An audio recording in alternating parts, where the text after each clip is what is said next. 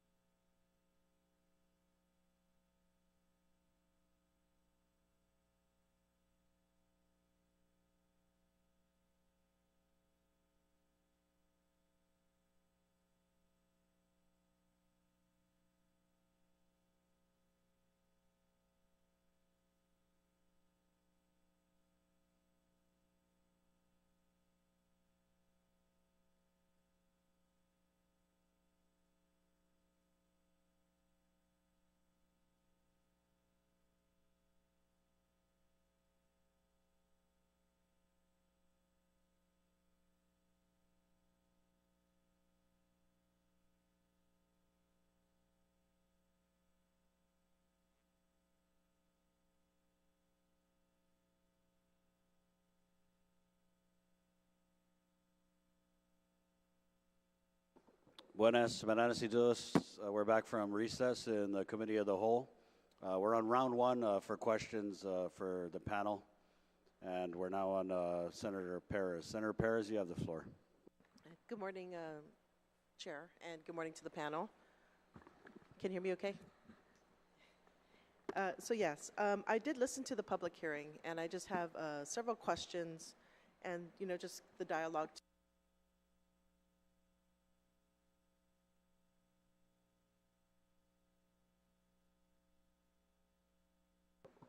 Okay, we're going to take just a short recess to address some technical difficulty.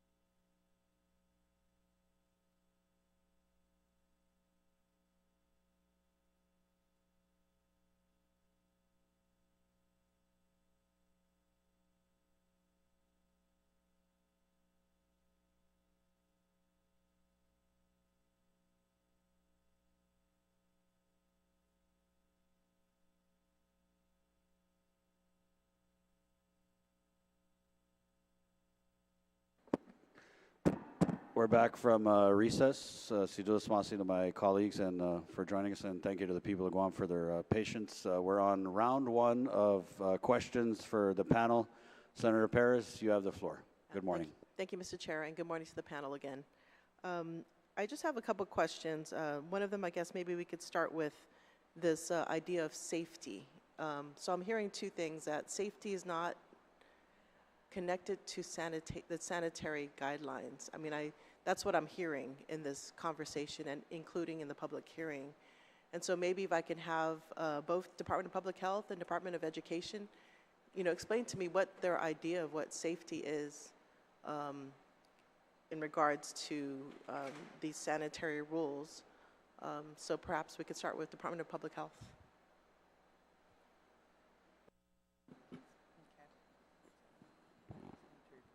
Hafaday, good morning, Senator. For us, it really comes down to not the definition of safe school. For us, we say it's a permitted school and it has met the minimum requirements of our regulations in order to be permitted, meaning it's met the minimum requirements of our regulations in order to mitigate any sort of risk, potential public health risks to the students and the faculty of the school. Okay, thank you. And for Department of Education, can you clarify what is your concept of safety? What is the connection with safety and abiding by the sanitary regulations? Thank you, Senator Perez, for that question. My perspective, and I shared yesterday, the example of, let's say, abandoned air conditioning units or ductwork that's inside some of the buildings as an example of how those can be cited by public health and issued demerits, but that don't necessarily pose a safety issue for the kids.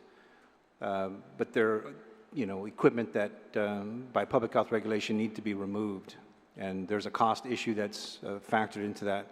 Another example could be floor tiles. Ceiling tiles as well. Ceiling tiles that get wet from either roof leaks or what have you, and those are stained, those can be cited as well. Floor tiles that are chipped. Again, the majority of the tile may be intact, but if there's portions of the tiles that are chipped, that could be also a citation or a demerit issued. And so I'm not saying that we're trying to minimize public health regulations in terms of the issue of safety. I'm just trying to, in my opinion, make a distinction between a principle declaring that a school is safe to operate versus whether or not we can meet all the regulatory requirements as required by law. Okay, so it seems like there is a distinction, from what I'm hearing, if that's correct. There's a distinction between safety and sanitary requirements. In my personal opinion, I think there is a distinction to be made. Okay. So I'm looking at the listing of violations and the demerit list, and not all demerits are equal. Some have a higher rating. 6 rating, I believe, is the highest. It rates from 1 through 6. And, the 6s are with ventilation, temperature, relative humidity. It also encompasses hand washing, showers, restrooms, water supply, plumbing. And so even in the regulations, it states that if you have more than one of the 6 demerits, you're given 10 days to correct this action. And so I just want to point out, maybe Department of Public Health, if you can talk about what is the importance of these ratings of the demerits, and what kind of health risk does it pose upon the educational community, our children and the staff?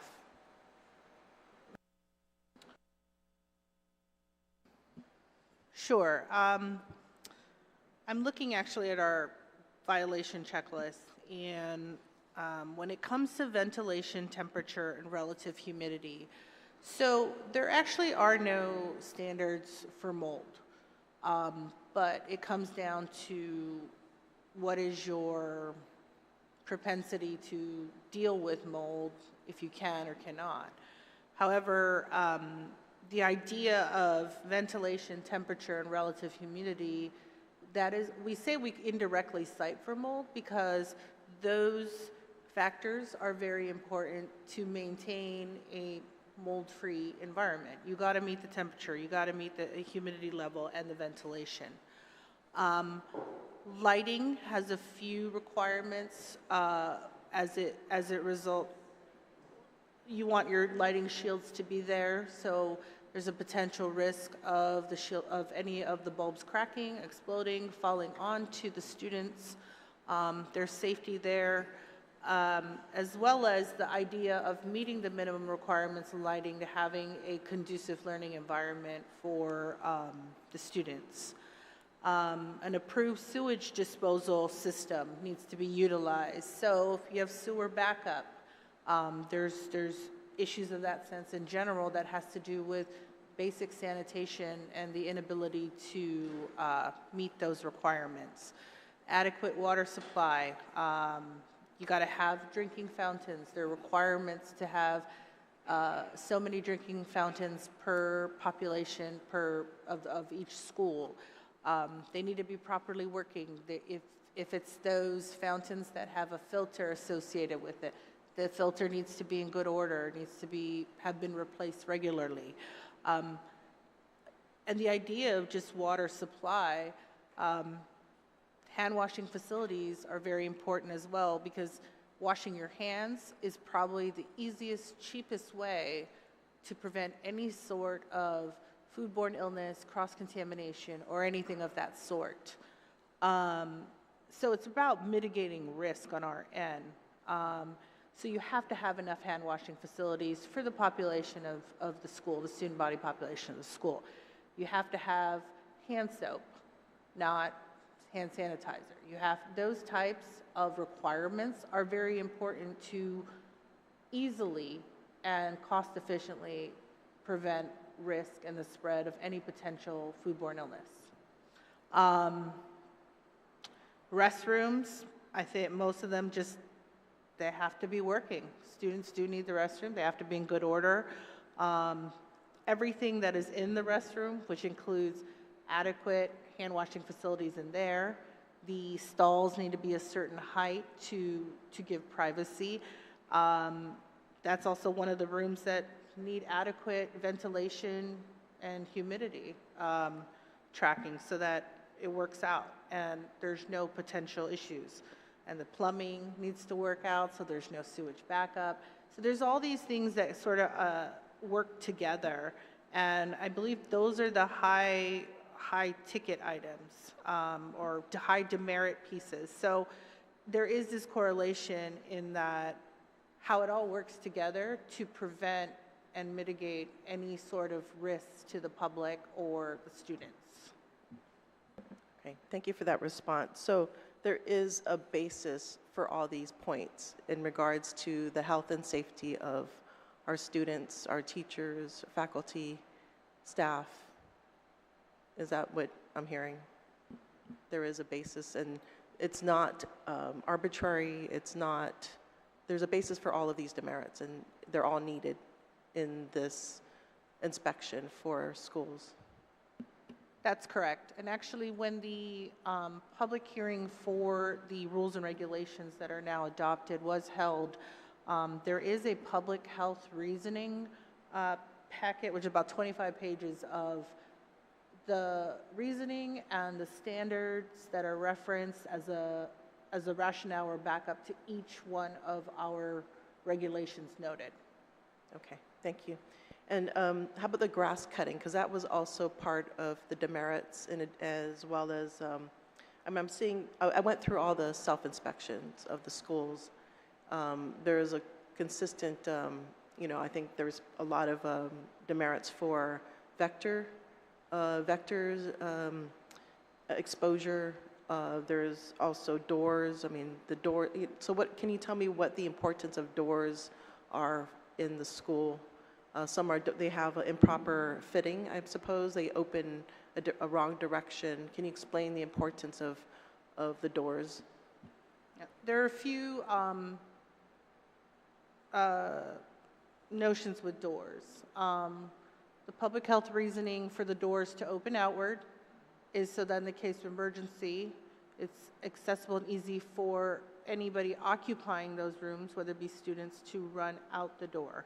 And then for proper fitting doors, you want to make sure the doors have adequate sealing, sort of sealed at the top and the bottom, to mitigate and prevent any vector from entering overnight. A lot of the older schools aren't self-contained inside a building, the classroom, so they open out right to the outside. And so that is a potential risk, which we can, we do cite for. The grass cutting and the overgrown vegetation, really the impetus behind that is those are areas for vector to hang out, to grow, to I don't know, I mean, just to populate in that area. It's the same thing with pooling water. If we have pooling water that just sits there after rain, that's a potential mosquito breeding site.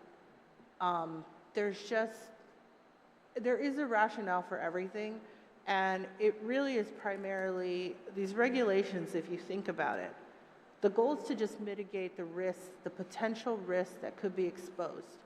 And so, you want to start off with presenting the best environment that you can mitigate all of these risks. The idea of equipment and the idea of broken equipment on that hangs out in a certain section of a building, old ACs, old file cabinets, what have you, that have not been properly disposed of, could serve as pest harborage sites. So, I mean, the pests, if there's a will, there's a way. They'll get in, they'll populate, and then you may have a vector problem on your hands.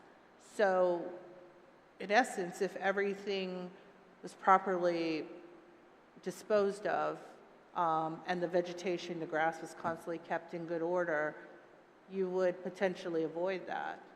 But I don't really, those are smaller demerit items, but there is a rationale behind that. Okay. Right, thank you. Can you explain variance? So let's say a school requests for a variance. With that, and say you accept their proposal, their alternate plan to address any of the demerits, would that affect their demerit score?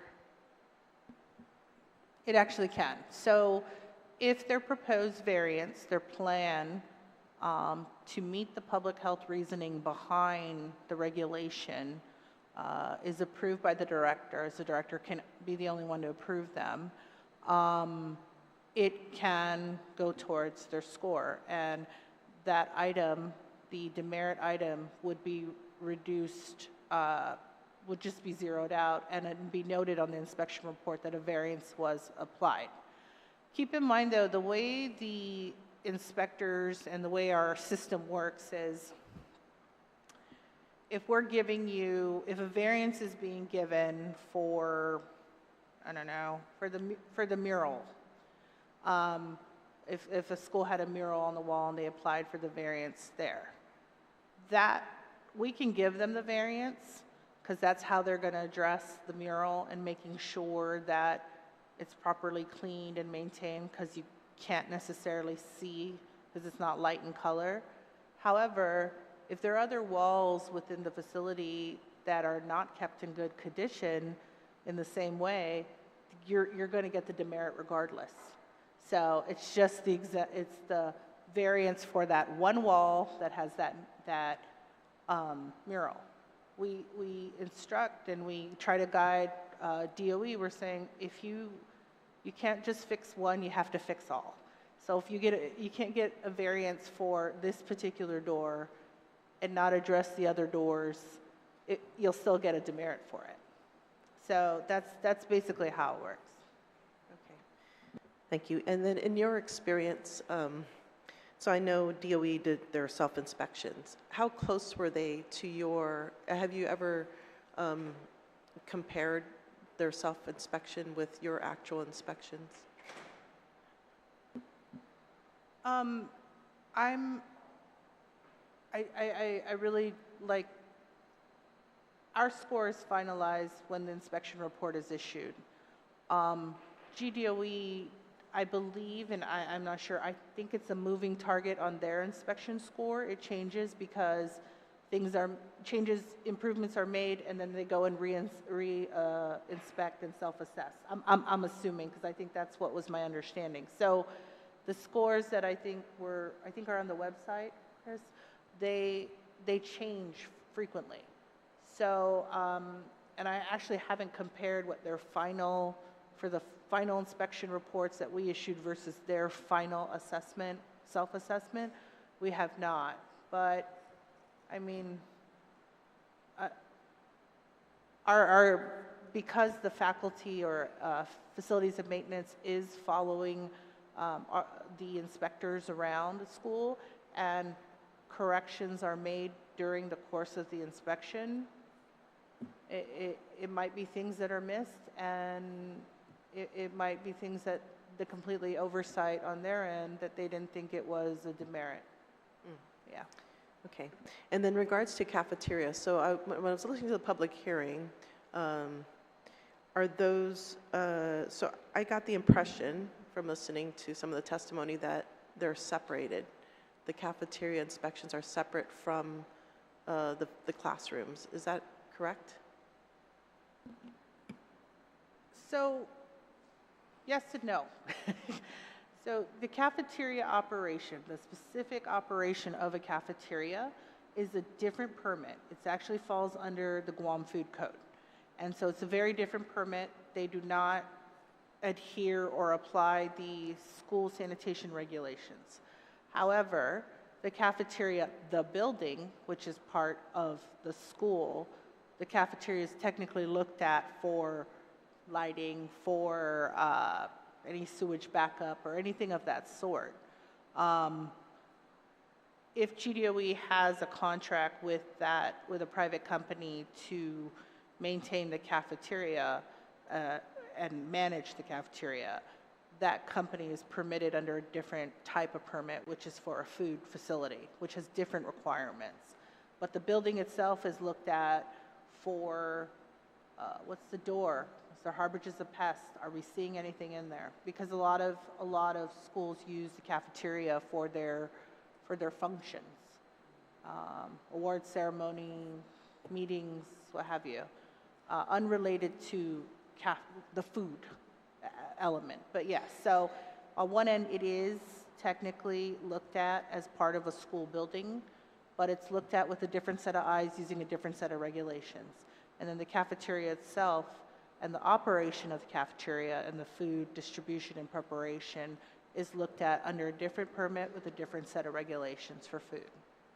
Okay, so having said that, then both inspections would then ensure the operation of that cafeteria? So are both permits needed for the operation of a cafeteria?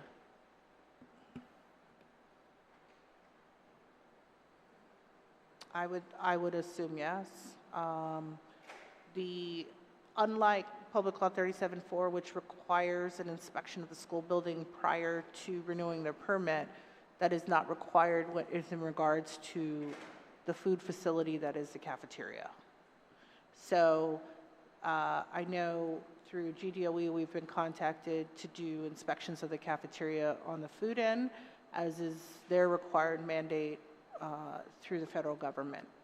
Okay, yeah, just to be clear, so if they pass on the food handling, but let's say there's the doors are not properly fitted, or there's a problem with the plumbing,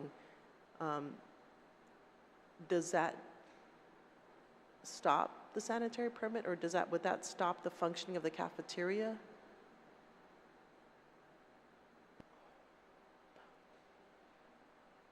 It can, depending on what the issue is. The extent of it, right? Because I know in the regulations it talks about imminent hazards, imminent health hazards, and so that's something where you really have to immediately correct. Is that correct? Is that my understanding correct on that? Yes, per the regulation, any sort of the high demerit, which really, the higher the demerit, the higher imminent health hazard it is, the higher potential risk.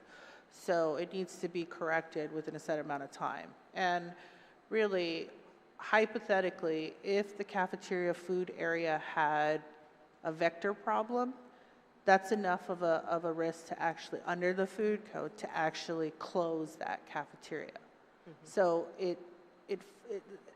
the risk is different and the regulations are different, so it can affect it, yes. Okay.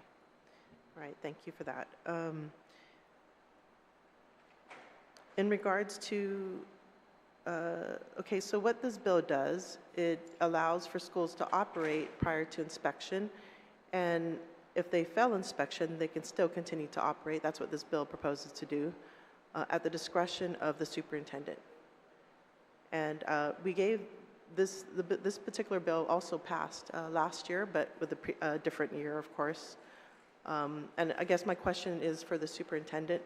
Did you ever use that authority when a school failed inspection? Did you use that authority to continue to allow a school to continue to operate? Yes, Senator, I have the authority. However, in 2 instances that we had a failure last year, we closed the school, and I won't. If they've come to the process and done the inspection and failed, I have to close the school because I need to leverage that to make sure that the staff and leadership in school have it ready for inspection so that it'll pass. So just if you can reiterate, you did not use that authority to keep a school open when the school failed inspection. Is that correct? No. That's not correct? That's correct. Oh, that's correct. Yes. Okay, so when a school failed, you did not continue the operation of the school? Right. If you recall, the previous legislation left that decision to myself and the Director of Public Health. And the first time that came up, the decision at the public health level was not to allow it to open. And I agreed with that. And since then, twice we have closed schools. And we would do it again. Okay, so that part is not needed then? It's not necessary because I'm personally not willing to accept liability Okay, for that. okay. Yeah, that was my question is, you know, it doesn't erase the liability. And so with that in mind, I appreciate that response. Okay, so the ACs. I know that that was awarded. There were some hiccups in implementing the, I guess, the replacement of a lot of ACs.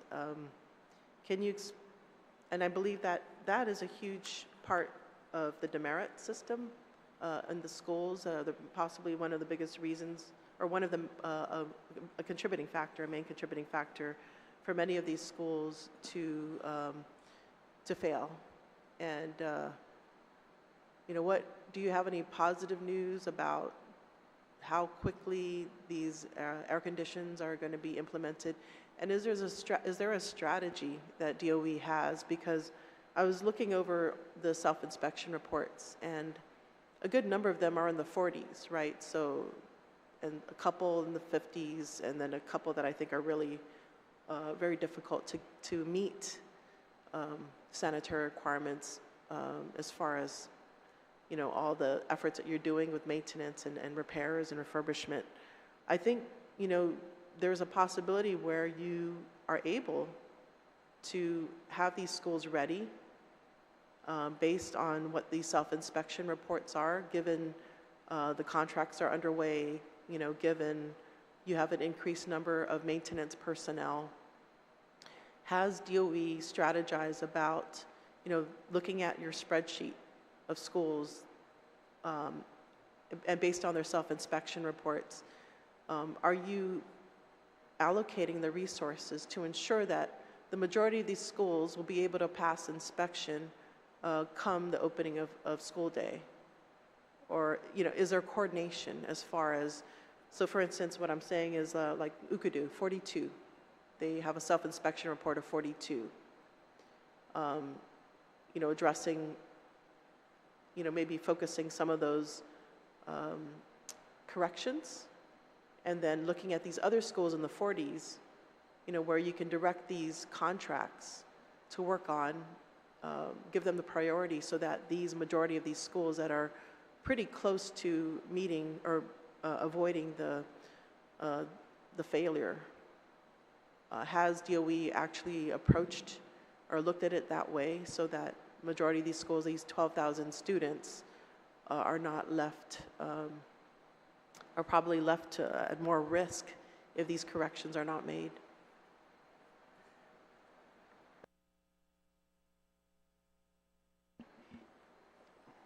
Hi, Senator. Jim Pangilinan, the Facilities and Maintenance Manager. Currently, the AC contract is in place.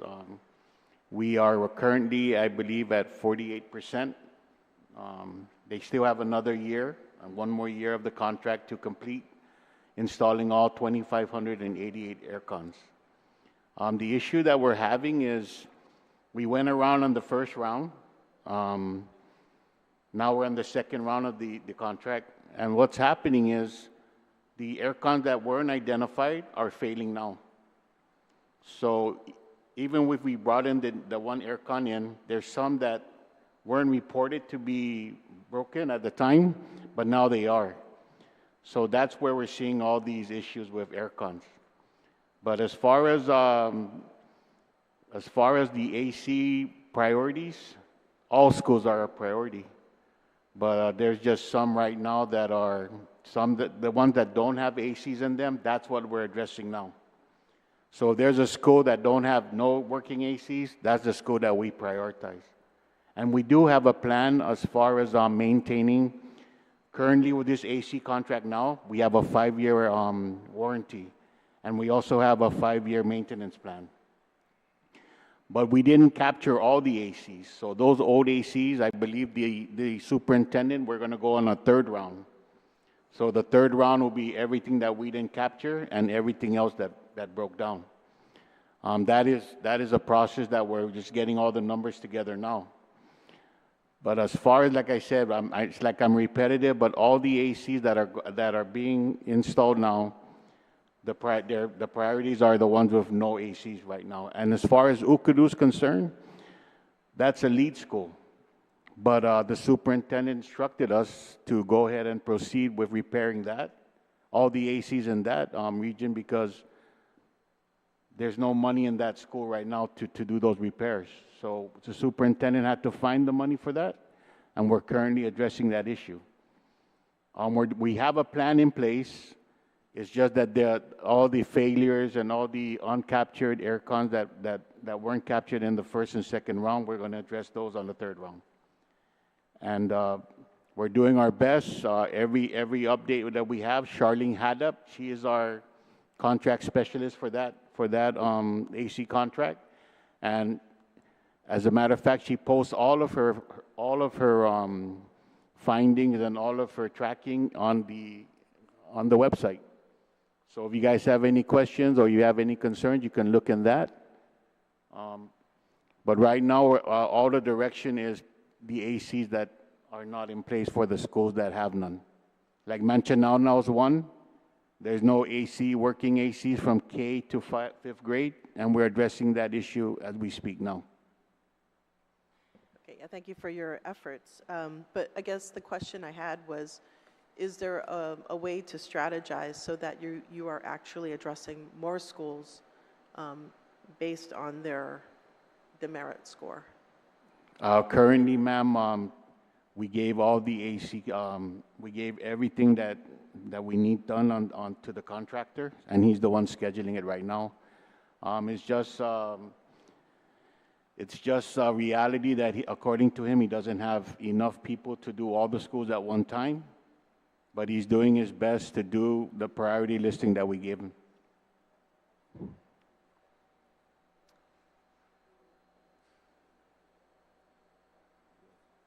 So we meet every Tuesday with the task force, and whatever the task force feels that's important for the ACs to go into, that's where we address. But right now, that priority listing is with the contractor, and he's addressing it. Yeah, my question was more broader. So it wasn't just ACs, but if you look at the spreadsheet of self-inspection report. So I guess this could be the superintendent or anybody else who can chime in on this, that apparently, I guess maybe maybe the answer seems to be no, but you haven't really strategized as far as their demerit score and how to get more schools passing.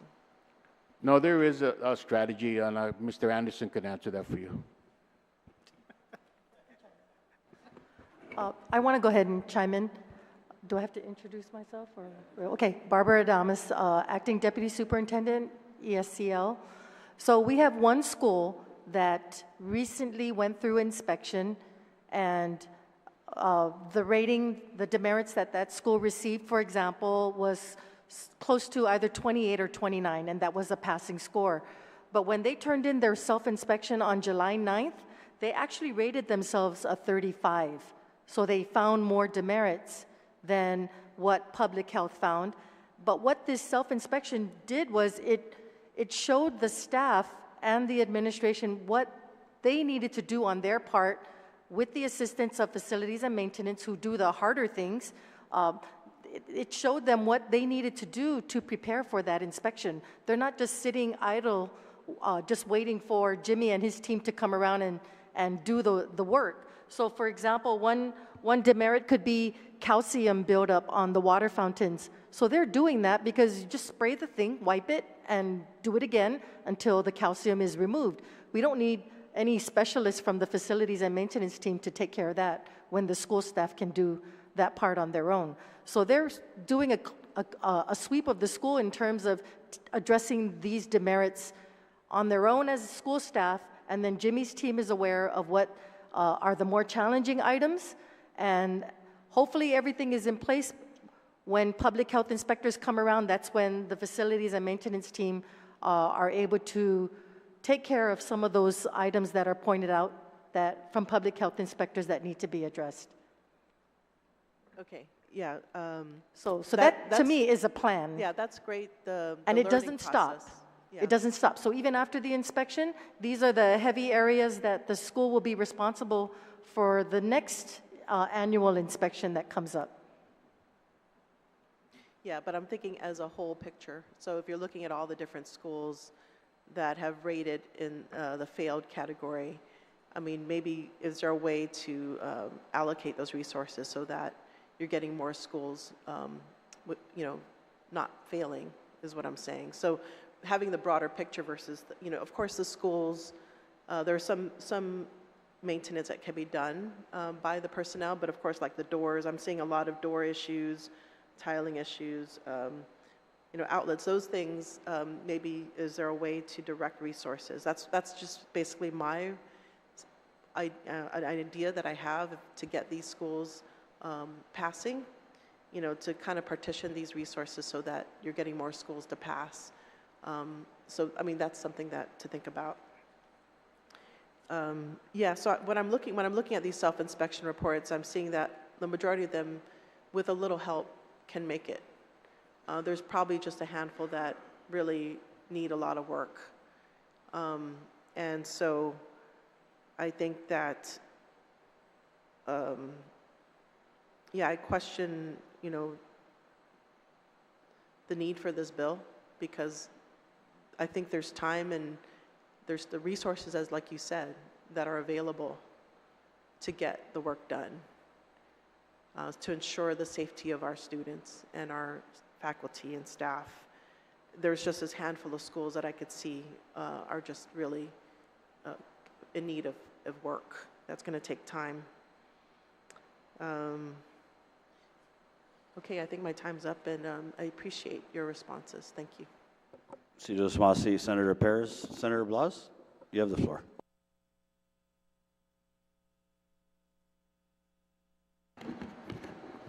Thank you very much, Mr. Chair, and to the panel, thank you very much for being here today.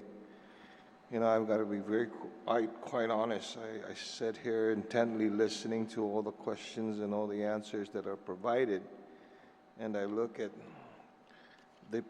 the bill as proposed, and the language as proposed in the bill,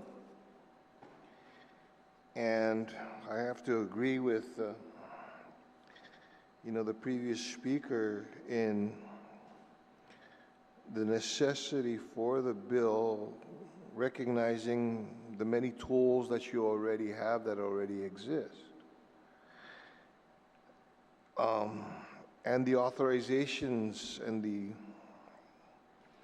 I guess, you know, on how to be able to get through a number of the issues. I've heard, you know, with regard to, you know, why we failed inspection, what we're inspecting, what we're cleaning, what we're fixing. And I don't see how the bill is going to help any, other than looking to this body to basically overstep its authority in authorizing you to go ahead and do something you already have authorization to do. It's a matter of collaborating. And to no fault to anybody that's here. I understand your concerns.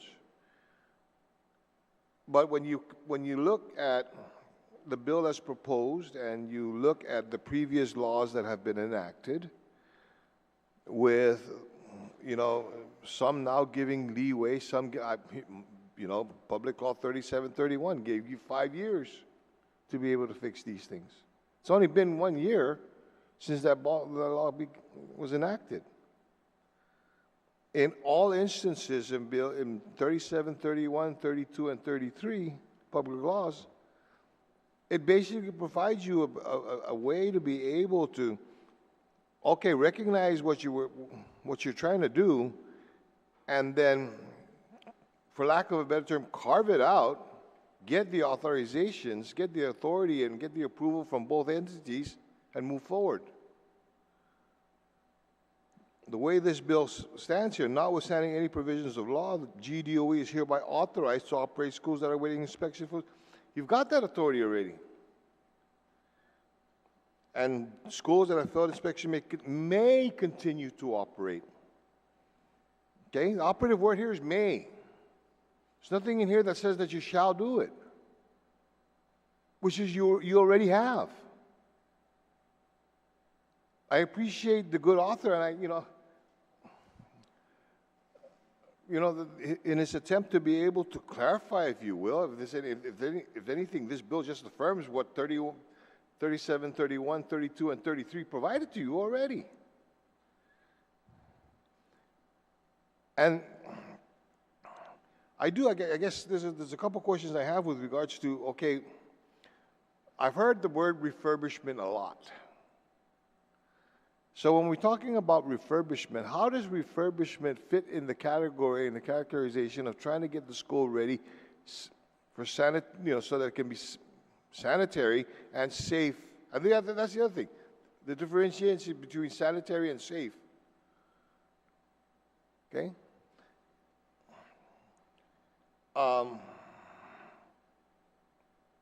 While I know there's a sanitary inspection, is this, at the same time, is there a safety inspection?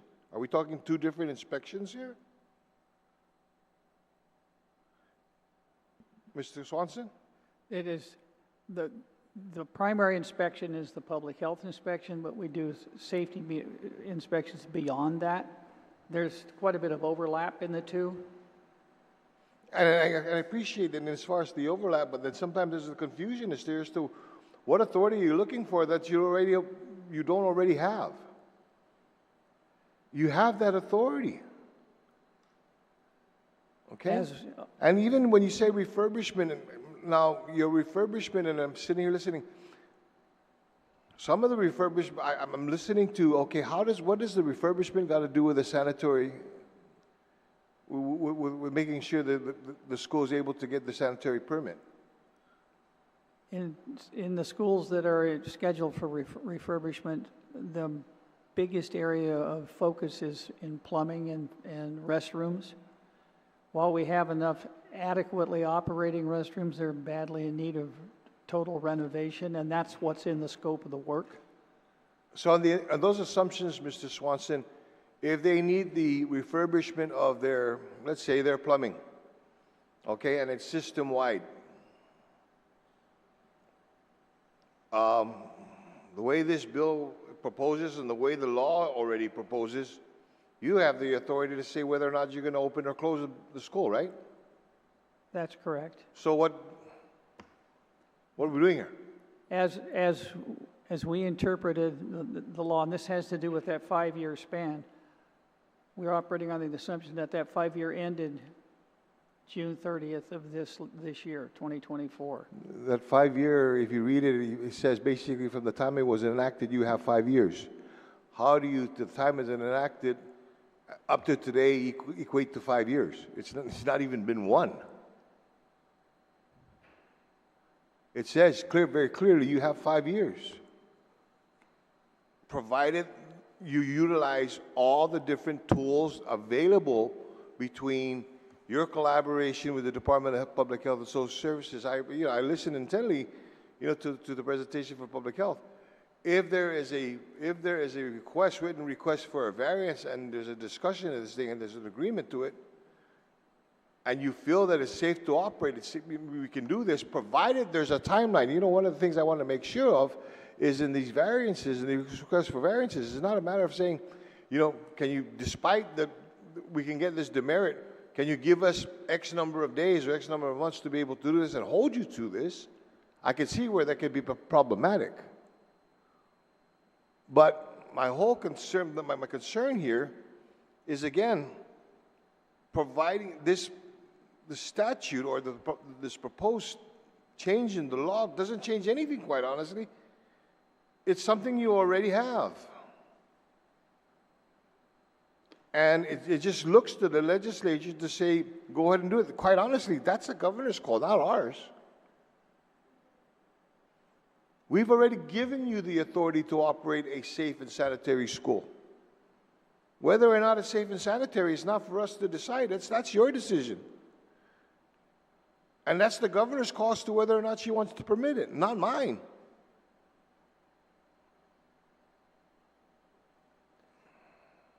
You have anything to say, Mrs. Swanson? The way we were interpreting and have been interpreting the time limit is that authority expired this summer. I think what you're telling me is it has not. I still have 4 more years. Please don't. You're probably referencing 37-32. Okay? Are you still 3731? 3731 says 5 years. Here. Senator, the original regulations that were approved in 2019 that were effective for school year 2025, that was the 5 years. And actually, the language is exactly the same from the existing facilities section of the original regulations in Public Law 3631, with the exception of just a minor correction of reference to variance in section 4722 of the regulations, which it was just sort of a misnumbering, so it wasn't, it wasn't actually an adjustment in the time, and that's how we were reading it as well. I appreciate, and then therein lies the confusion, because that wasn't the legislative intent. Okay? Basically, in 37,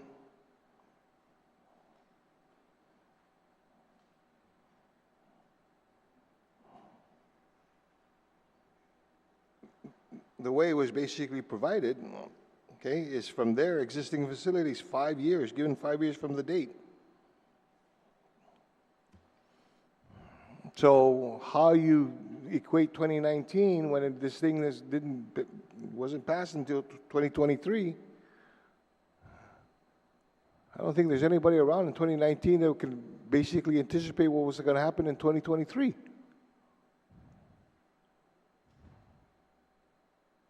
So I just don't understand. Again, I can appreciate the concern. I appreciate the conversation. But I think this gives us an opportunity to be able to express to you that, look, as the author of the legislation, I'm telling you, okay, what we wanted to basically provide you is give you that flexibility, along with the authority.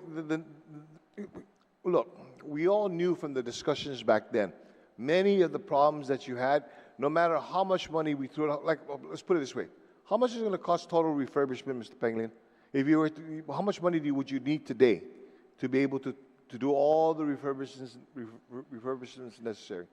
On all the schools? Yes. But being in upwards of 500 million to 700 million. It's $500 to $700 million. Okay?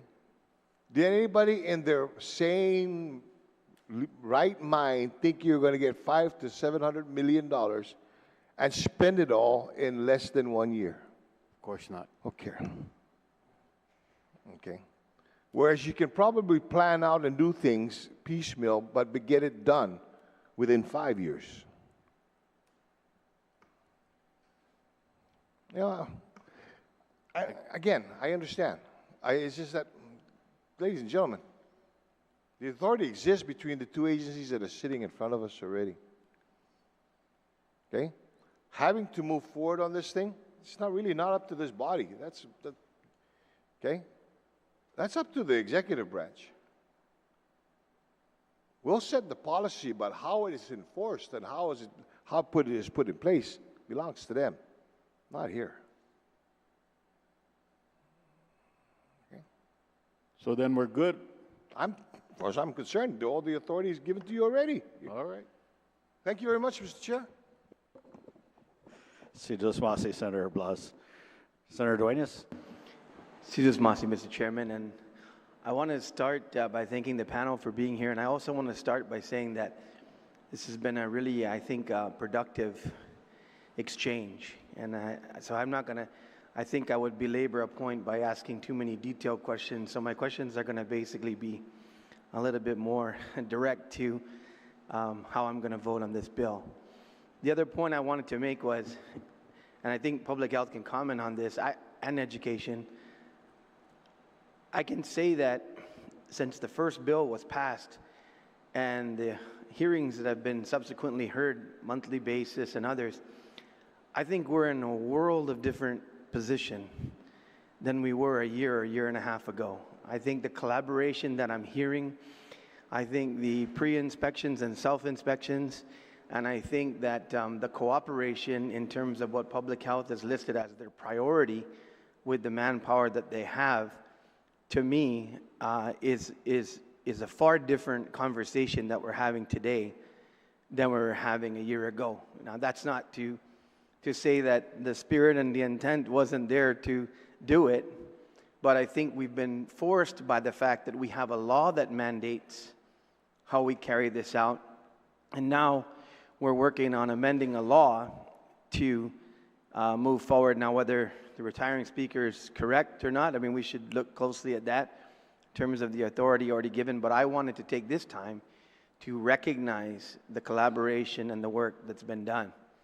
With that, I'll go to particularly to Dr. Swanson, the superintendent, and Mr. Anderson, and anybody else. I've also enjoyed the fact that we're learning that these weekly meetings have been very productive in terms of getting all the issues ironed out, on a weekly basis. That seems to me that it's fundamentally sound, and I do hope it just continues, regardless of when we get all the inspections complete, so that this is a running, standing order, and it just makes sense.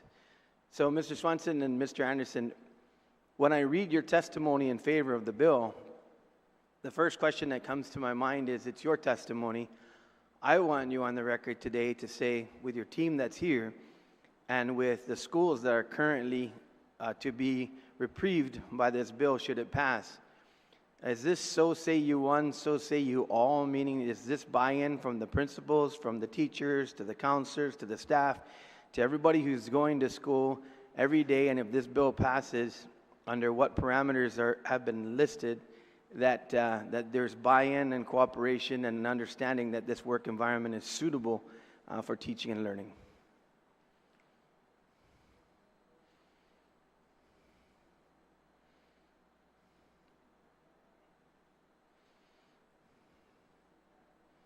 And I'll preface once again by saying this. I mean, what I'm trying to say also is I don't think that individuals, I know that in anywhere I've ever worked before, if I'm going to go to work that day and I'm going to be required, I mean, I have a license, attention to marine merchant mariner.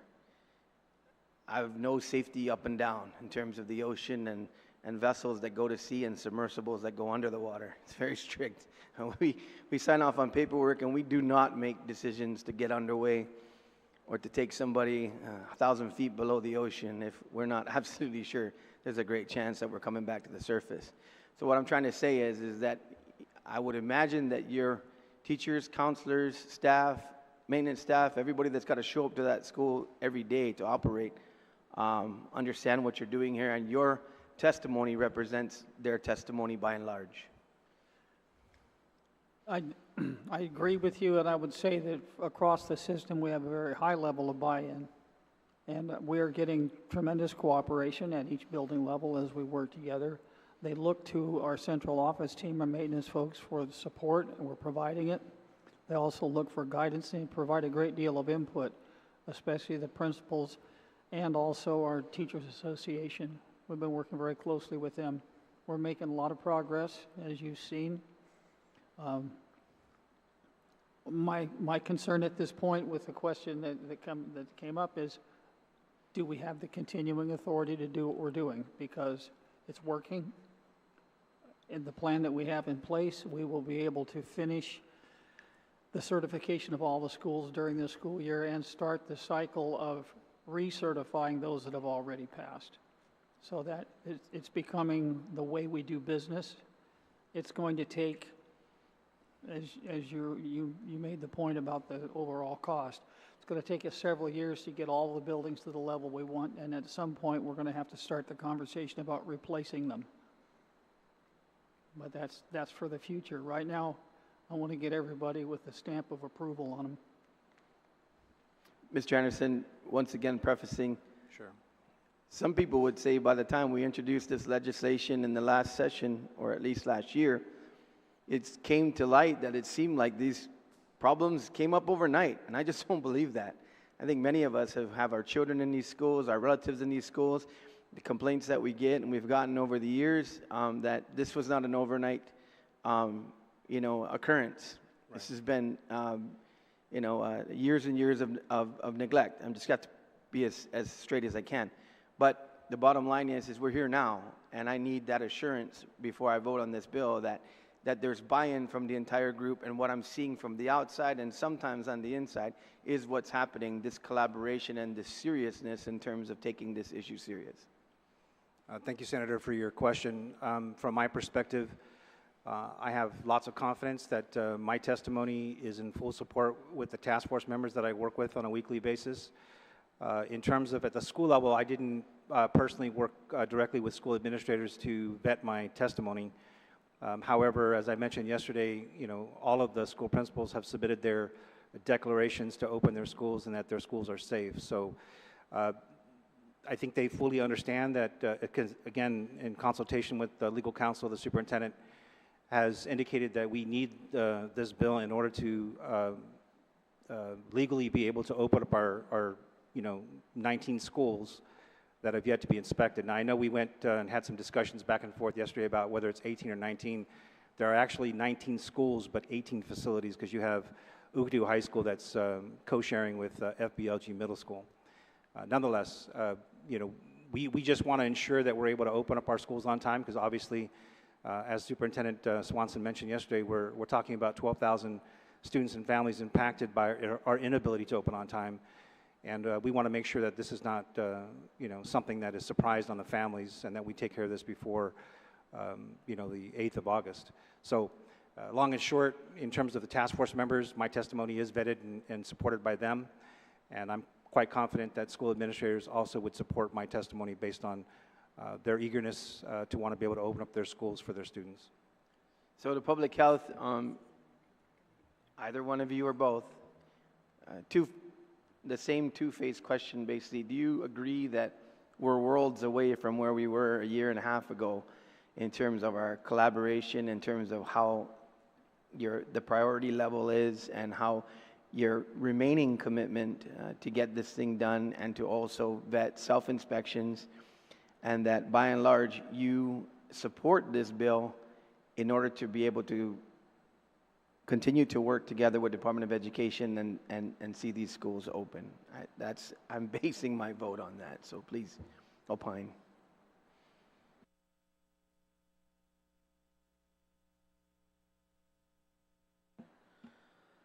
So the relationship has changed dramatically. The weekly meetings, which we do, and I'm actually the one that sits in with Mr. Anderson, and we hammer out every existing issue, as well as any potential delays that they uncover, as Mr. Pangilian said, from breaking down a wall, and then there's all this termites that they didn't anticipate, things of that sort. So because we are in contact at the very minimum weekly, because we have questions back and forth throughout the week of an inspection, the dynamic, the relationship has changed tenfold. And the new laws in place, at least as far as the passage of Public Law 37-4, has changed the dynamic of the relationship with GDOE in general.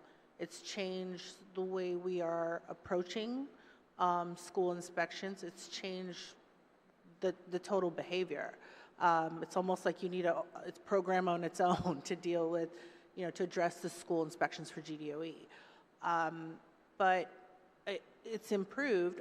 Public health's official stance on the Bill 317 is it more or less affects GDOE. Our job is to inspect and regulate. So whether the bill passes or not may affect GDOE operations. But in reference to public health, the bill will not affect us technically. We're still inspecting, we're still drilling down, and at the behest of my acting director, we are at schools whether GDOE may have deemed it fit for ready. We're at a school this week, which we started yesterday, that had a 2-week schedule for GDOE's readiness day. So 2 weeks from now, they would have been ready, but we went today. And we're going to continue to do that because that is our lane. We are the regulators. But we also understand that come August 7th or 8th, when school starts, that there might be some schools that will be shut down before then. And that's something for GDOE to obviously have to deal with on their end. And that's how we see it. So, Senator, if I may just follow up on Francine's point, although it may not necessarily affect public health's operations in terms of their position of readiness to be able to go out and inspect schools, because they are the enforcement arm of the law, that's our concern. And we, out of due respect, and I appreciate Francine's comments about how our working relationship between both agencies has, drastically improved, and we're going in the right direction. But the issue is, we want to respect our relationship, and we don't want to assume that, especially when they tell us that we have the authority to shut you down and you need this bill in order for you to operate those 19 schools. So that's why we're here today, is to ensure that we respect our relationship and we get the appropriate legislation in place to allow us to continue to operate. And with Senator Blas's comments on the law and this issue about the 5 years, we would love for that to be the case. And perhaps this is for attorneys to hash out in terms of the actual interpretation of the laws, but again, the superintendent has consulted with our legal counsel, and they've looked at all the different laws that are currently in the books, and their position to the superintendent was, yes, you need this law, or you need this bill to be passed into law in order for you to operate the schools that have yet to be inspected. And so again, just out of respect for public health and our ongoing future relationship, again, we want to adhere to, again, their interpretation of the law as well, because again, they're the enforcement piece of it. And if they say this school can't open without this, bill being passed into law, then so forth, we think it's our obligation to pursue the appropriate legislation. So what I'm hearing is standards haven't changed, and they're not going to change. They can't change. You got to do what you got to do. But what I'm also hearing is that there's a mechanism in place to continue to address this in an actual moving fashion. It's not static. It's underway at all times. You want to comment on that, Mr. Superintendent? That's correct. Okay. This is a continuous process, and it will have to continue indefinitely. Now, this might not be applicable to this bill, but it's applicable to the way I feel and how I'm getting feedback from the community, people that I'm talking to. It's a very difficult issue because, you know, what we're seeming to say at some point is that we can accept standards, you know, that are below what should be acceptable for ourselves. And you know, it's like I'm going to walk into, many of us might have lunch at a restaurant today, and we walk through that door and we see that A. I think most of us know that that's not A today. Now, I'm not saying I have to decide whether I'm going to accept the standards if I walk in there and I see that environmental controls aren't in place. I might even make some reports. If I see that temperatures on foods don't look good to me, I mean, I've done that side of the house too. Taco Bell, I'm a proud employee before. I've seen all these, how this works. But the bottom line is that I know that that's not an A today. I know that most businesses that are operating on the premise that they know if they're responsible and they want to stay in business, they know what they're putting out and what they're doing with all of their environmental controls and sanitation is adequately met. They may have 20, 25 demerits, but they don't have 40 or 50. Now, I'm saying once again, you can't sit there and look at a mother and a father or a guardian, somebody has a child, and say, look, I'm compromising on your standards. But here's where I'm going to go, Mr. Superintendent. I also have parents that tell me, and a teacher that came on this bill, the very law that exists right now that we're trying to amend to extend the year, who's been in the system for over 35 years, who said she's seen it all, looked us in the eye, and many parents have told me this, the hell that has been wrought on our children with over 2 years of learning loss through COVID, and the system that is absolutely unacceptable in terms of online learning and this stuff.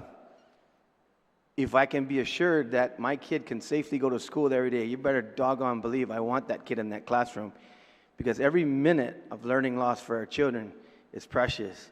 Do you agree with that premise, Mr. Swanson? Yes, I do. And that's the tough part, you know, and this floor is designed for tough decisions. But the fact is that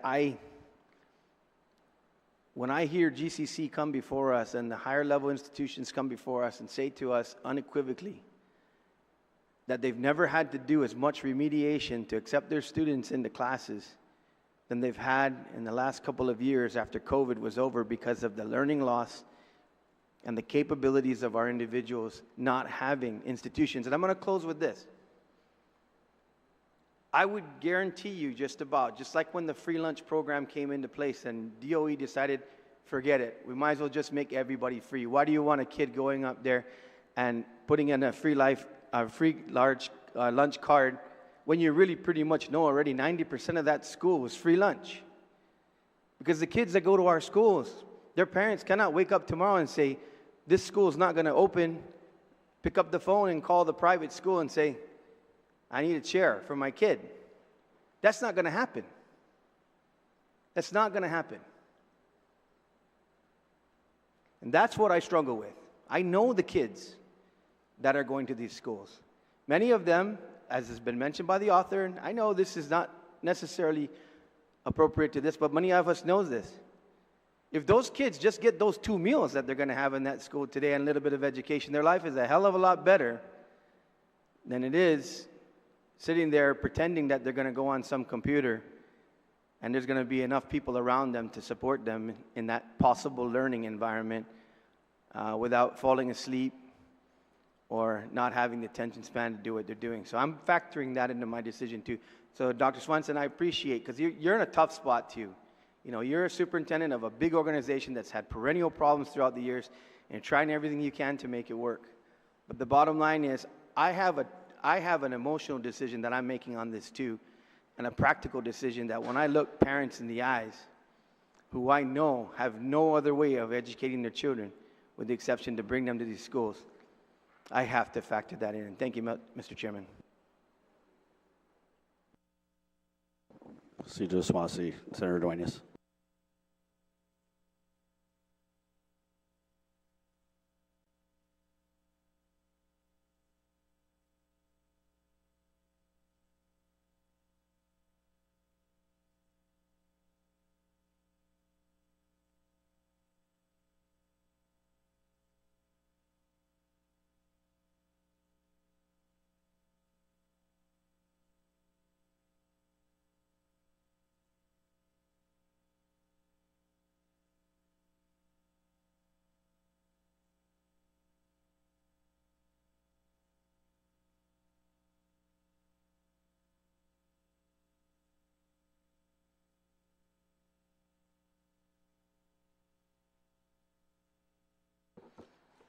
Senator Barnett, I will recognize you at this time.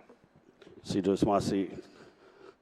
And again, thank you to the panel for being here and answering all of the questions. And I do want to first start with, it's a little bit like deja vu all over again, because exactly 1 year ago, we were in this hall discussing in an emergency session a lot of measures that, and I agree with the retiring speaker, that I feel gave you the authority to get to where we are today. And I want to be very clear about where we are today. When the 37th Guam Legislature took office, we were looking at schools that were being managed, that were being run from a sanitation and safety standpoint, according to the Guam Department of Education standard. And at the time, that standard, I mean, it is what it is. We were looking at mold infestation, rats in the schools, just schools that really had conditions that were very deplorable. And these safety and sanitation guidelines for the schools passed in 2019 when it go into effect this school year. And GDOE at the time, as we all know, had 5 years to work on these things. So when coming into office in this legislature, I just didn't see the progress, and parents and students, more importantly, didn't deserve to go to school in those conditions. And part of the problem was that sanitary permits were being issued for the individual schools without a public health inspection of these schools. And the body agreed unanimously with the bill I introduced that became Public Law 37-4 that the governor allowed to lapse into law. And what this body agreed on was that our students and our schools deserve a very basic standard of safety and sanitation in those schools. And one of the laws we passed a year ago gave the superintendent of the Guam Department of Education the authority and the ability to continue operating schools that have failed inspection.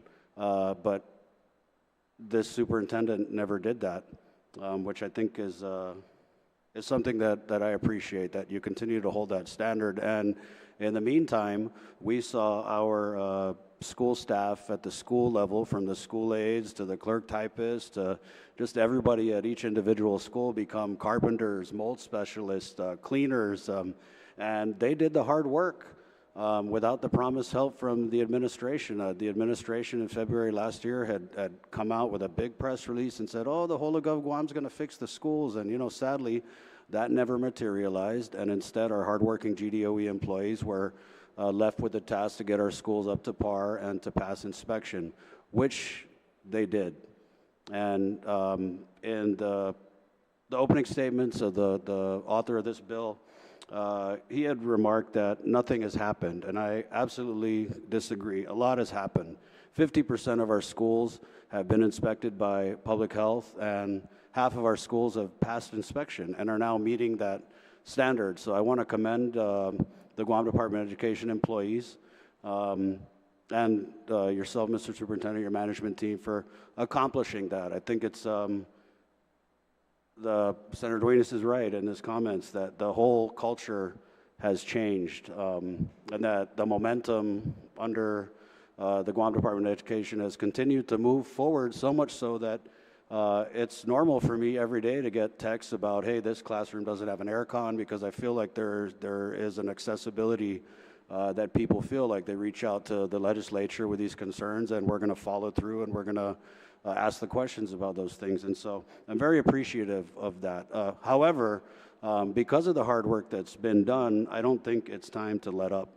I think we need to continue to move forward. And I first want to kind of start with this. I'm just not comfortable with this idea that there are two standards for the operation of our schools. There's the public health standard and the DOE standard. Now, I want to go through some of these self-inspection reports, because when we talk about giving DOE the authority to continue operating schools that are awaiting inspection, I think that parents and school stakeholders have to have a good idea and have to be informed about this decision. And we're talking about 18 schools, and so GDOE was trained by public health to conduct these self-inspections, to look at all the criteria that public health looks at, and they did that for these 18 schools. Now, by GDOE's own self-inspection documents, 14 of these 18 schools have failed self-inspection.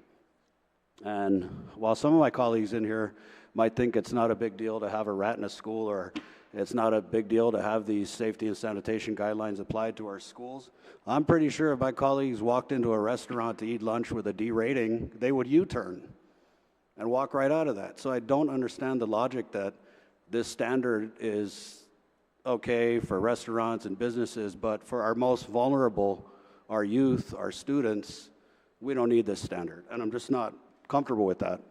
That's why I don't support the bill. But just going through some of the self-inspection reports, just so we're clear about what kind of conditions these schools are in, and these self-inspection reports were conducted this month. So just Finnegajan, we're looking at ants, mouse, roach droppings, floor tiles broken loose, stained and missing, broken shutters, missing louvers, rusted cabinets. At DL Paris, where two of my kids attend classes, plumbing not maintained, water fountains, bottle filling stations in disrepair, missing equipment near sinks, non-working toilets, urinals. And these are on the DOE website. We go over to Ukadu High School, which is a lease school. And the thing that jumps out, scheduled vector control in June 2023. However, sightings of roaches, ants, and rats still found on premises. I just got a text from a family member of a GW teacher who said that, yeah, they've got rats at GW too. We go over to GW again, and roach and our rodent droppings, evidence infestation throughout the campus. So just to be clear, when we're talking about waiving the standard, this is what we're talking about. So according to the public health standard, 14 of the 18 schools that haven't been inspected fail that standard. But then when we look at the DOE standard says every single school in the district is safe and ready to open. And colleagues, the reason why this bill, this 37-4, Public Law 37-4, passed unanimously is because we all agreed that GDOE, they're not the experts when it comes to safety and sanitation. The experts are public health. And so when GDOE comes in and says, all the schools are safe, but their self-inspection says a vast majority of them are not, for me it's very important that we just set that on the table, because we're talking about parents. I get a lot of parents that tell me, you know what, Senator, double session, whatever we got to do to finally get this work done. And again, I'm encouraged by the amount of work that's been done, but I gotta say, I don't believe the bill is necessary for a few reasons. And first of all, Superintendent, so one of the things I've appreciated is when a school failed, you did not continue to operate it, even though the law gave the authority. So if this bill passes and schools fail public health inspection, would you continue to operate a school that has failed inspection? I will continue to operate the same way I have, openly and clearly with all of our folks, with our community, and with our staff. So if we have a school that fails inspection, you are going to shut that school down, and that school will then go into a double session or an alternating school schedule with another campus? We'd have to find an alternating schedule. Okay, so I just want to address an alternate schedule. Correct, and so the alternate schedule, sometimes you do cohorts where you have one school in the building one day and then another school in the building the next day. Right, that's correct, and I know that that's nothing that anybody wants, Correct. but we have to correct the situation in the school that failed. Right, and I just have to say that because a lot of my colleagues are holding up this bill as like the silver bullet that is going to, help us stave off double sessions, and I got to say that's simply not the case. That, through your own admission, if a school fails, it fails, and you're shutting it down. If I don't hold a standard, we'll never make progress, and you can see that we've made quite a bit so far, but we're far from finished. And I want to thank Ms. Francine for really, for me, really articulately clarifying the difference between what DOE says is abandoned equipment and ceiling tiles. I mean, these ceiling tiles, when I go into the schools, part of the problem is if you have a leaky roof and it's leaking on the ceiling tile, guess what? That ceiling tile is going to get full of mold and it's going to spread all throughout. So I'm just not comfortable with the fox guarding the hen house and the DOE leadership. Continuing, for me, what I've heard over the course of yesterday and today is this kind of explaining away, this demeaning of the public health regulations. And colleagues, we worked hard to get to where we're at, and I don't want to go backwards. I don't want to go backwards. And the people of Guam don't want to go backwards. Our students don't want to go backwards either. And so, again, we've tried the DOE standard, and for me, that didn't work. DOE, we need to keep this pressure on the Guam Department of Education, and we need to continue moving forward and getting these schools inspected and getting them passed. And, honest, when I talk to school personnel, they need more support from the central office. I mean, there's a lack of communication. There's a lot of preparation that goes into these public health inspections, and I hear from, principals and teachers that a lot of times when they're calling central or they're asking for that help, that it just doesn't get there. And, I have questions for the next round. Unfortunately, my time ran out, but again, Si Diyos Masin, I just kind of wanted to share my analysis of what I'm hearing here and the gravity of this discussion, because it's a very serious discussion. Do we want to keep the standard in place and continue to move forward or not? Si Diyos Masi.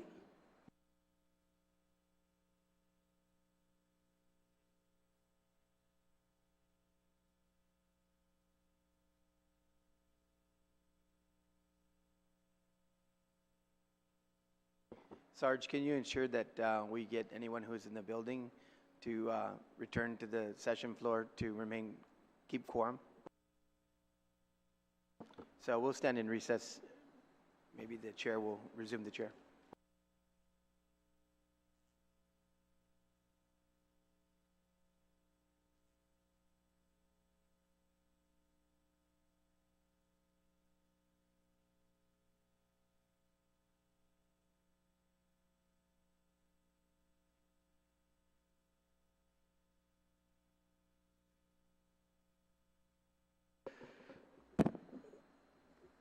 We're back from a short recess. Speaker Terlahi, you are recognized. Si Diyos Masi, Mr. Chair, and thank you to Guam Department of Education representatives here, the superintendent, and Department of Public Health, the deputy director, and of course the representatives from the Division of Environmental Health. Thank you all for all of your work and the progress that you have reported on the schools that have been inspected. They have been improved.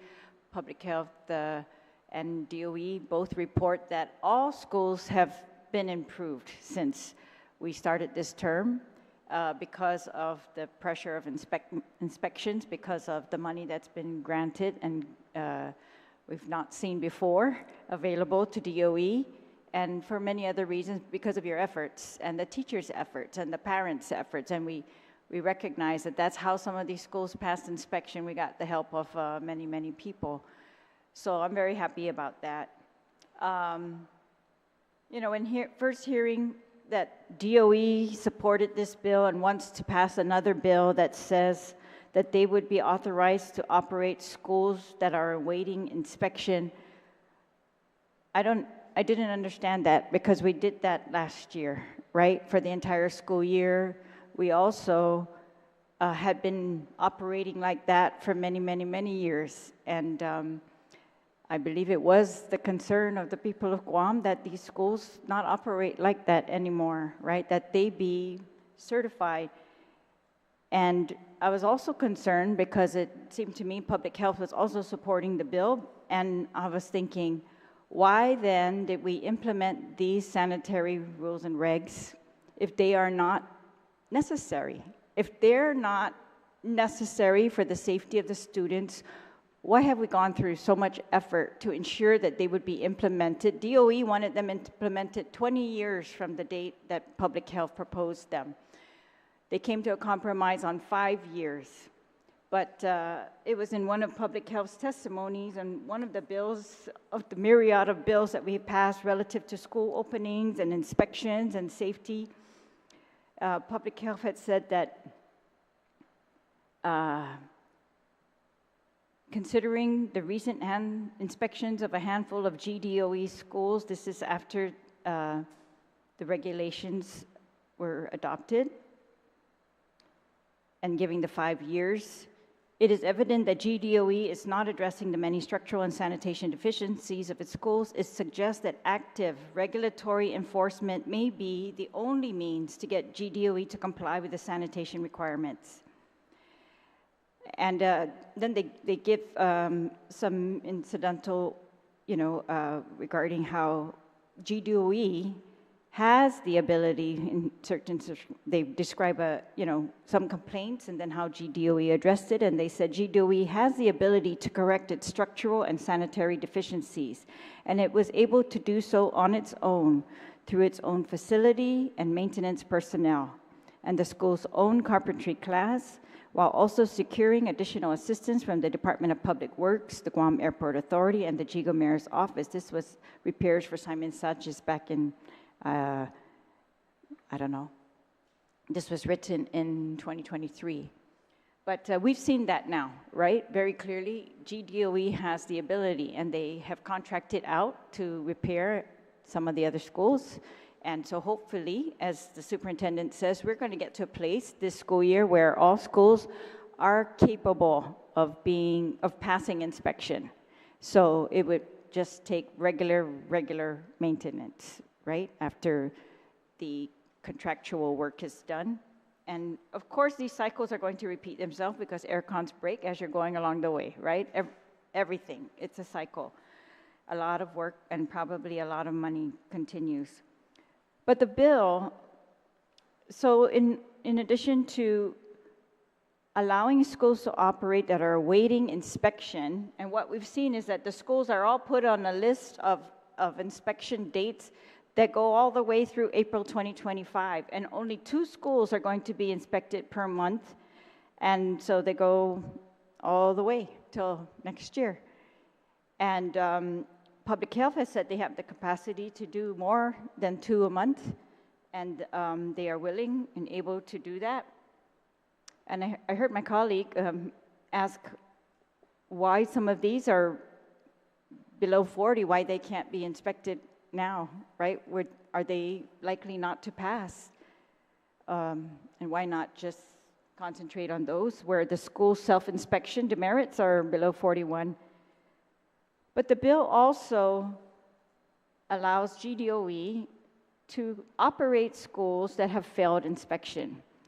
And if the superintendent has just testified and been saying repeatedly that he has not done that, he has not taken that authority in the current law and used it, he will not operate a school that has failed inspection, then I say we strike that from this bill.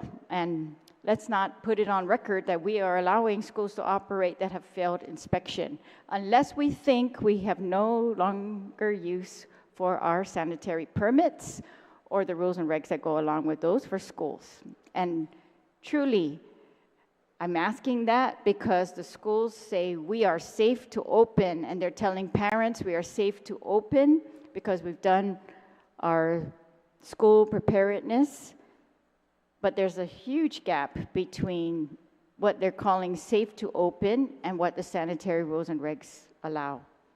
So I haven't seen a proposal to repeal the rules and regs. I haven't seen a proposal that says get rid of this one doesn't work well on Guam, we don't need this rule. I haven't seen any of that from GDOE kind of, so I think, I don't know, I think it's a bad policy to say we're going to continue to operate failed schools and even schools that are awaiting inspection. I think because the progress has been accomplished because of that pressure that Public Health is going to inspect every school before the beginning of the school year, that, you know, that's our promise to the students and the parents that they are safe to open. There was another law that still exists that says GDOE facilities shall come into full compliance by the start of school year 2023-2024 with the requirements of these rules unless a public school facility or operator files a written statement of exception with the Director of Public Health and receives a variance as provided in 47/2022. And then the variance laws also say include an alternate plan to address the potential public health hazards and nuisances, and then Public Health can sign off. So for me, there is a process to say this school can pass every bit of the inspection except for the air cons that we're putting in. So all of those things regarding air cons, or except for this, and this is how we're mitigating it. It seems to me you would have to do that anyways to say that your school is safe. For example, if there are broken air cons, are we putting students in those classrooms? How do you say to the parents those are safe? Or if they have mold, or if they have rodents, like some of the reports show, how are you, GDOE, still saying those are safe and we're opening them? Because these are the lists of the schools that you have self-inspection demerits, and I went through some of those, and that's what the demerits show sometimes. They show rodents, they show bathrooms broken, they show no aircon, right? So how do you open that school? How do you say that's safe?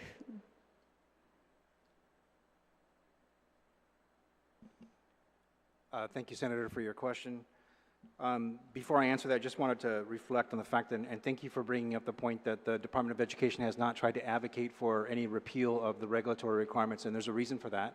It's because we do understand the importance of the regulatory requirements, and our commitment is to try to make sure that our schools are in full compliance. I think the issue is pacing, and as I think I mentioned yesterday, the issue about having 90% or greater confidence in a school being able to pass the inspection has sort of been the standard that we've been using to determine whether we want to turn on an inspection, which is why you only have roughly, I think it's 20 schools that have passed, 21, I'm sorry, because we just found out that Harry S. Truman Elementary School passed its inspection. So we have 21 schools that have passed inspection, and the rate of only completing 21 is primarily on our part, because we've been trying to be slow and methodical and not turning on these inspections until we know we're pretty confident that it can pass. And so we do fully embrace the regulatory requirements, and we're doing our best to try and comply with that. The issues are, the realities are, I mean, even a school, and you see that list, a school could say that, look, we only think we have, 20 demerits, which is obviously a passing score. But when Public Health goes out and does the inspection, the number of demerits they find is greater than 20. And the point of reality is that these self-inspections are point in time. So it's done at a certain point, and that may be the reflection, but things change. I mean, we only publish the self-inspections twice a year because schools are only required to do the self-inspections twice a year, but it is a moving target, as I think Francine mentioned, in that, they may evaluate themselves with this number of demerits this day, and then it can change depending on, facilities and maintenance's ability to go out there and address some of them, or if it's, low-hanging fruit or things that the school can do on their own to address some of those things that their school safety liaisons have identified as a demerit. But, I mean, I think just long and short, a school can, again, indicate that they may have over 40 demerits, and I guess your question is, how can a school administrator declare that the school is safe? And again, it's my opinion, and I think it is shared by other folks in the department too, that again, we can make a distinction between a school that may not meet the regulatory requirements, and that doesn't necessarily mean that the school is not safe to operate. And we gave some examples, and they're not, you know, they're not just those examples alone. But again, if you've got, you know, let's say drinking fountains that are found in disrepair because they operate, but they, let's say, like we have these bottle filling stations on our campus, and they have a light indicator that indicates whether the filter is green or, you know, if the filter needs to be replaced, basically.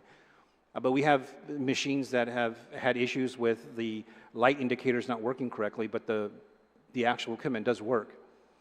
But from a regulatory standpoint, they'll classify that as equipment in disrepair. So even though the bottle filling station will, you know, dispense water and it's workable for the students to be able to access, if that indicator is showing red, even though we've changed the filter, and usually that's what that light indicator is telling the school to do, is to change the filter, and they do that, but it's still reflecting red. You know, by regulatory requirement, that's in disrepair. So that, and then other examples, whether it's abandoned, you know, HVAC units in classrooms, ductwork, et cetera. Again, those are things that can be cited for demerits, but they may not necessarily indicate that the students can't safely come into a classroom and be able to learn. I mean, temperature, humidity readings as well. I mean, you may have air conditioning units that work, but they may not meet the actual requirement for the temperature and humidity readings. But again, can students be able to learn inside the classroom with fans or, you know, windows open, that kind of thing? I mean, we think that we can safely operate in those kind of conditions. All right, so you have a rationale for each demerit, each incident at each school as to why that school is safe, right? Despite the facilities and management inspection saying over 40 demerits for some of these schools, some over 70 for some. But isn't that what the variance process is supposed to show? Where we are going to have at least an accounting of what is wrong at the schools, put that in writing, give it to public health, and public health says, okay, we've seen you replace all the filters and the light's just not turning on, and so we are going to allow this until you fix the light, right? But that's a variance. We give a variance, but or you provide other source of water, right? That's what the variance process is supposed to do, alternates. If your temperature's not correct, I mean, shouldn't public health know the details of that? And then they can say, all right, at least you've got an alternate. You don't have, you know, 72 degrees or whatever it's supposed to be, but you've got 75, 78. At least you've got some air and it's not shut off. I don't know what they're going to allow, but in this variance process, I feel like at least we have some protection and we have it down in writing and we have plans as to what is being worked on. The whole construction projects, all of those are going to be listed, in my mind, as what public health is going to say, yes, you're working on that, and whether you're cordoning them off or not, public health should have a review of that, because they've said cordoning off some of the school makes the rest of the school too cramped. And yet we've got DOE saying cordoning off, or maybe not cordoning off, we're not sure. Kind of like they can do whatever they want at that point and still safe to operate. Does public health agree that the variance process can be used, and have they used it? And I saw some reports that you submit monthly where the variances are not being granted, and why is that? Why is there a delay? Good morning, Speaker. I think or good afternoon, Speaker. I think, so the issue is, yes, it is all subject to the director's approval of the variance request. Some of the requests have come in, and actually a lot of the requests would come in, and they need further explanation on what their risk mitigation efforts are. They need, sometimes we were receiving things saying, well, yeah, our classroom equipment is in disrepair, but we're just waiting for it in order when it comes in the order. I'm like, that's not really the point of a variance, because it sounds like you're asking for an exemption, and that's not what a variance is. The issue is that a variance can be given if an alternate plan is there. But imagine if the self-assessment by GDOE based on our regulations is in the 40s. and they were to write and propose a variance for almost every single violation, would this school still meet? I don't know if the school can still meet it. Cordoning off areas, absolutely. We accept that because we ask before an inspection begins, give us the map, give us the areas that are cordoned off, and give us a memo that says why they're cordoned off. Explain to us, right? And tell us what are your mitigation efforts to make sure that nobody accesses that. Absolutely, we're fine with that. But I mean, if you're going to cordon off 50% of the school, that's kind of an issue as well. So the variance does, the process does work, and it is in place. And rightly so, we've been trying to get GDOE to pass without those variances. And for the most part, they've been doing it. Granted, the scores aren't that great, but still, I don't think we've granted significant variances that really detrimentally affects their score. So there's effort on their end, but as the language reads in the law and in the regulations, it alludes to the fact that they can present almost like one big blanket variance for the entire school, and I don't know what the comfortability is unless the plan that they present is truly, solid with the alternative plans to still somehow meet the public health reasoning behind the regulations. I can't speak for my director, but I imagine if those variances, if that variance plan is great and something were to happen in spite of the fact that the director allowed their requests, then the liability falls on the department for granting that. And that tends to be an issue. We sign the permit has the director's signature on it that says the school is authorized to, our regulations and our law says it is unlawful to operate without a valid sanitary permit. So all these schools, these remaining 18 schools, they don't have a valid sanitary permit. It was Public Law 3732 that allowed them to continue to operate. Now, it's slow, but I think they're getting there. And this is from our weekly meetings. But we haven't, the idea is a variance is a one-off from a few of the regulations unable to meet it. I'll give you a perfect example. We have temporary workforce housing units that get variances as well. Well, they don't have enough urinals in the facility because it's an apartment and it was never built to have urinals. But they have adequate number of toilets to adhere to the requirement versus the occupants. But those are just one-off things. For the most part, you need to get full compliance for the most part, complying with most of the regulations.